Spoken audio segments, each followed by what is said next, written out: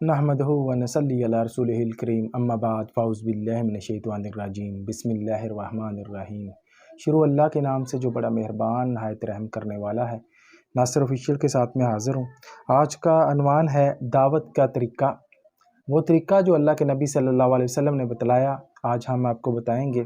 حدیث کے حوالے سے سب سے پہلے اس کا ترجمہ کریں گے۔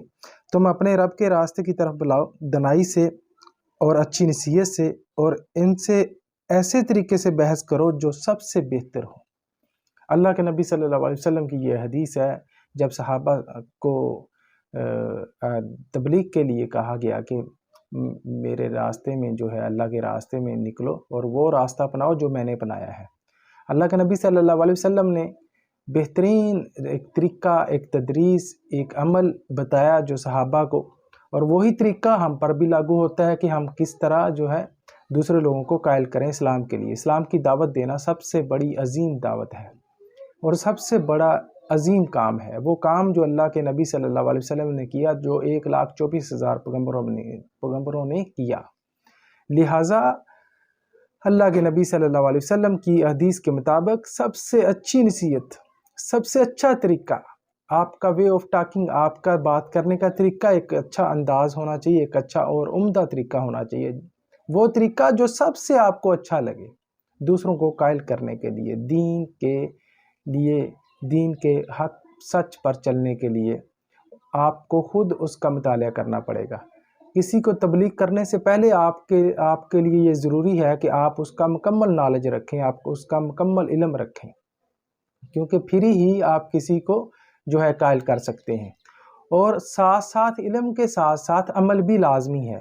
ایک دیندار جو ہے، ایک دوسروں کو تبلیغ کرنے والا، صالح شخص، اچھے اعمال والا، اچھی نیک سیرت، نیک نیت اور اچھا ایک انسان جو ہے اپنے اعمال سے بنتا ہے۔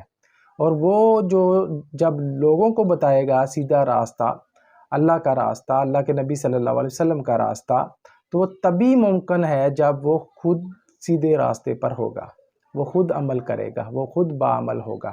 ایسا نہیں کہ آپ دوسروں کو نماز کا حکم دیں اور خود نہ پڑھیں، آپ دوسروں کو جھوٹ کا کہیں کہ جھوٹ جو غلط ہے، جھوٹ مت بولو، خود جھوٹ بولتے ہو۔ آپ دوسروں کو کہیں کہ منافقت جو ہے، غیبت جو ہے، آپ خود دوسروں کو کہیں کہ جو حرام رشوت لینا ہے، یا دوسروں کو جتنی برائیاں جو آپ بتاتے ہوں وہ آپ کے اندر نہیں ہونی چاہیے۔ آپ پہلے ان کو آپ خود کو، اپنے آپ کو صاف کرو۔ آپ کی تبلیغ آپ کے گھر سے پہلے ہوتی ہے۔ گھر سے مراد آپ کی اپنی اصلاح کرنا ہے سب سے پہلے، اور اس کے بعد سب سے اچھا طریقہ اپنانا، اصلاح کرنا۔ یہ نہیں کہ آج کل جو ہوتا ہے ہم کسی کو قائل کرنے کی کوشش کرتے ہیں تو وہ جیتنے کی کوشش کرتا ہے، اگلا بندہ خود جیتنے کی کوشش کرتا ہے، وہ کہتا ہے کہ میری ہار نہ ہو جائے۔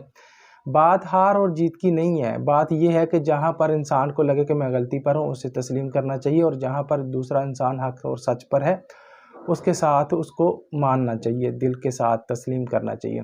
اللہ کے نبی صلی اللہ علیہ وسلم کے پاس جو صحابی تھے ان کو اللہ کے نبی صلی اللہ علیہ وسلم حق اور سچ کی تعلیم دیتے تھے، اور ایک مرتبہ ایک صحابی نے وضو غلط کیا تھا۔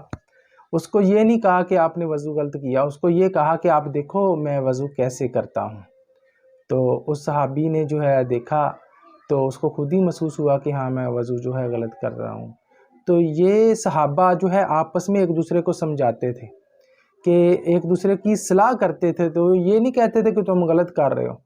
کسی کا نام لے کر کسی کی حق تلفی یا کسی کا دل نہیں دکھاتے تھے، بلکہ اصلاح کرتے تھے، اور اصلاح ایسے کرتے تھے کہ اس کو محسوس بھی نہ ہو اور اس کو غلطی کا پتہ بھی چل جائے۔ تو ہمارے مسلمانوں میں آج یہی کمی ہے کہ ہم اصلاح کرتے ہیں دوسروں کی، ہم دوسروں کی بہت ساری خامیاں جو ہیں وہ نکالتے ہیں۔ جب کسی کی خامیاں نکالنی شروع کر دیں، جب کسی پر تنقید کرنا شروع کر دیں، تو ظاہری بات اس کو برا لگے گا، وہ سیدھے راستے پر نہیں آ سکتا۔ تنقید کے ساتھ ساتھ تردید کریں، بہتری کی طرف آئیں، اس کو بتائیں کہ یہاں پر آپ کی غلطی، اور بہترین طریقے کے ساتھ، بہترین انداز کے ساتھ ایسا انداز اپنائیں جو اس کو برا محسوس نہ ہو، جو اس کے لیے اس کو یہ نہ لگے کہ میری اس میں حد تک بے عزتی ہو رہی ہے۔ تو لہٰذا سب سے اچھا طریقہ جو ہے اسلام نے اپنانے کا حکم دیا ہے، جیسا کہ اللہ کے نبی صلی اللہ علیہ وسلم نے اپنایا ہے۔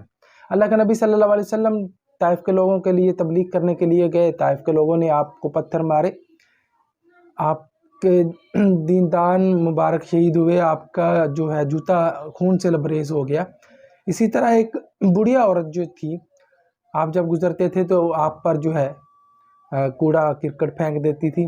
تو لہٰذا بردباری جو ہے، صبر جو ہے وہ سب سے پہلے ہے۔ اگر آپ اللہ کے راستے میں نکلتے ہیں تو پھر لوگوں کی جو ہے گالیاں بھی سننی پڑیں گی، لوگوں کے ایسے الفاظ بھی سننا پڑیں گے، لوگوں کا تشدد بھی شاید آپ کو جو سہنا پڑے، لیکن اللہ کے راستے میں جب نکلنا ہے حق اور سچ کے لیے تو یہ سب سے بڑی تبلیغ ہے۔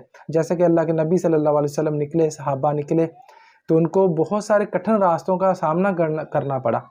تو لہٰذا جب اللہ کے راستے میں نکلو تو ان چیزوں کو فیس کرنا سیکھو، اور قیامت کے دن جو ہے اللہ تعالیٰ سب سے زیادہ اس انسان کو اپنے قریب پائے گا جو اللہ کے لیے، اللہ کے حق اور سچ کے راستے میں نکلتا ہے۔